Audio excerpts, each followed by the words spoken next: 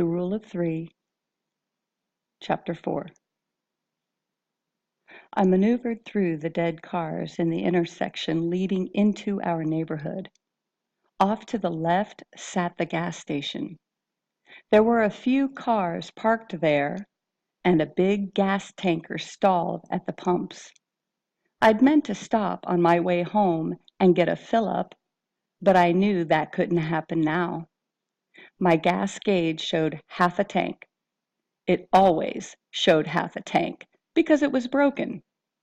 But I knew I had a lot less than that. I hadn't expected to drive Lori home. We turned off Erin Mills Parkway and drove past the little strip mall at the top of the neighborhood and down the hill leading to our houses. Everything looked so normal. I rolled slowly along to our street. There was one car at one side of our driveway, my father's. My mother's truck was with her at the police station, and she'd driven him to the airport before her shift had started. Her car was newer and wasn't going to get her home. Then again, I didn't think she was going to be able to leave the station right now anyway. I pulled in next to my dad's car, and we all climbed out.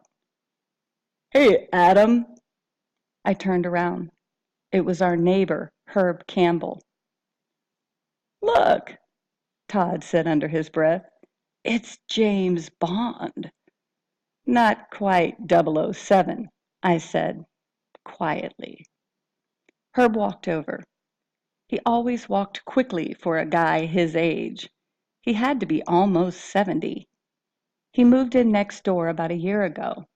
He said he was retired from working for the government and had been stationed in embassies around the world. My father loved that. As a pilot, he'd flown all over, and the two of them were always talking about places and politics and people. Herb was a handyman type and seemed to have every tool in the world. He lent his tools and suggestions as my dad and I had worked on the ultralight plane we were building in our garage. Herb was always friendly and helpful, and he made me nervous. Most of the time, he was just Herb, our neighbor. But then you could see there was something else, and you got the feeling that he was looking right inside of you. It wasn't a grumpy old guy kind of thing, like a geezer yelling at kids to get off his lawn. I watched him when he didn't know he was being watched. He really studied people. It was the same way my mother and every other cop I'd ever met looked around, scanning the room, checking things out.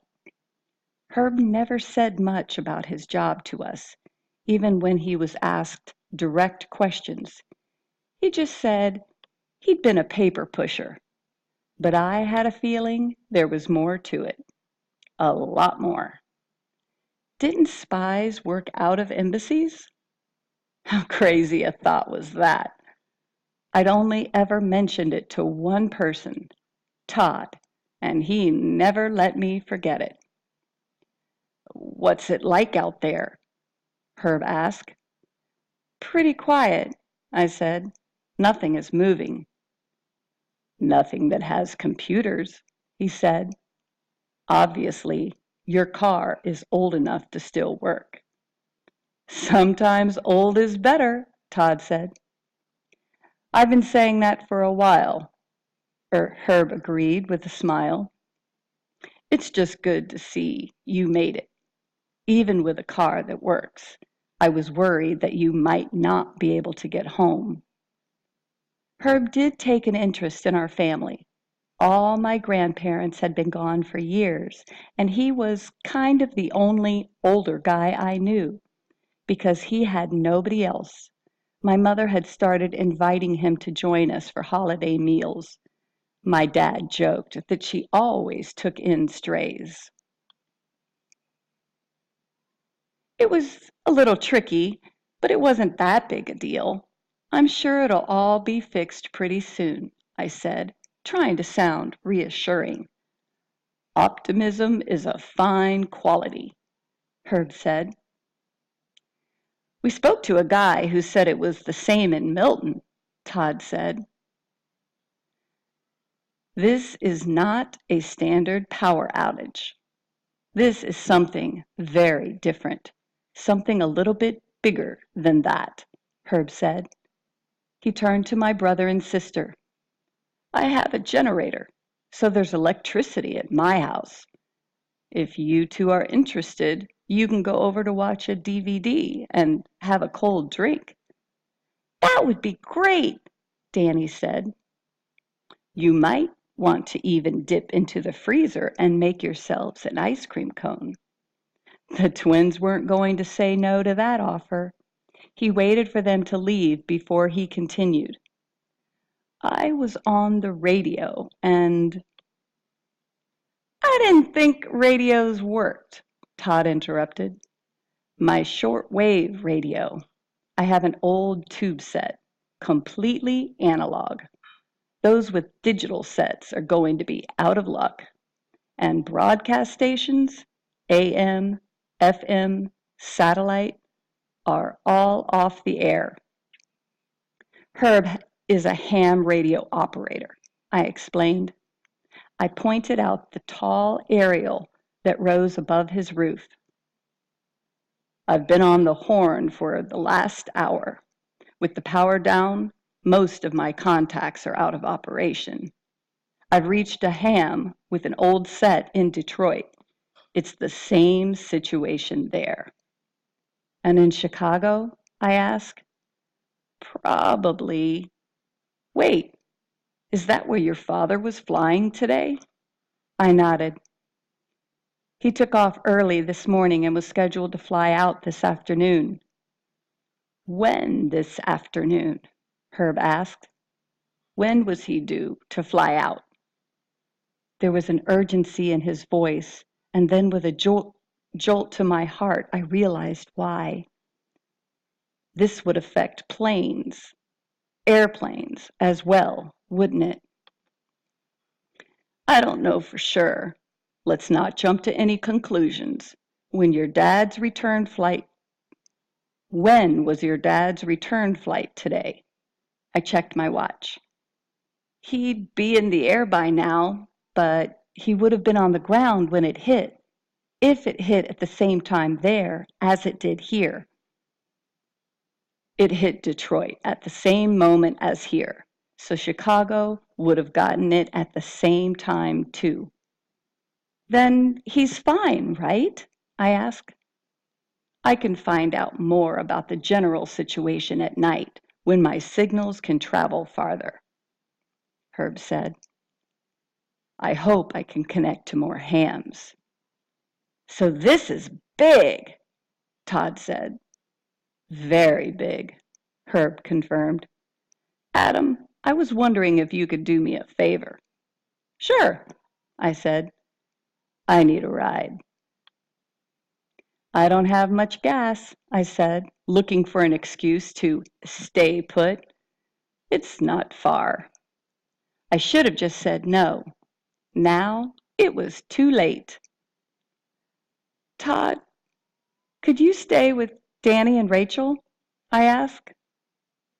Do you really think they need a babysitter? I was hoping they would watch you, I joked. You could join them at my place, Herb suggested. Do I get ice cream too? Herb smiled. Just go in. Lock the door behind you. And I won't talk to strangers or... Herb reached out and put a hand on Todd's shoulder. I'm not kidding, son. You lock the door behind you and watch the twins. This isn't a request. Understand? Yeah, sure. There had been that sudden change in Herb, the sort I'd seen before. Todd had seen it too. In a flash, he'd changed from a friendly old duffer to somebody different, almost dangerous. Todd entered Herb's house as we climbed into my car. I was relieved when it started right up. "Where are we going?" I asked, backing out of the driveway. "Not far. Just go to Burnham Drive." There were more people in front of more houses now, clustered together, talking. With nothing to do inside, they were drawn outside, probably looking for answers that none of them had. I got the sense that Herb had more of an idea than anybody else. How many people even knew how widespread it was? "What do you think caused this?" I asked. "Obviously, computer related, but you knew that. And computers control most of the things that control our lives, from the power grid to your ability to text that girl you're interested in at school." He was wrong. Even if we had power, I couldn't text Lori because I hadn't yet been brave enough to ask for her number. "How long do you think it will take to fix?" Days is a given. The question is, how many days or weeks? You don't really think weeks, do you? Speculation is just like rumor. I don't know if anybody knows the real truth, and that's what leads to both danger and opportunity. I don't understand. Rumors can cause panic that leads to desperate and dangerous actions. As for opportunity, it's still there until people more fully realize what's happening. That's where you're driving me, to take an advantage of an opportunity. If you need food, we have plenty at our place. Thanks, Adam, but I am well stocked. I even have a good supply of extra gas to run my generator. Maybe we should be coming to you for stuff, I kidded. "You know your family is always welcome," he said. "You're good people." "You're good people too," I said, as lame as that sounded. What else could I say?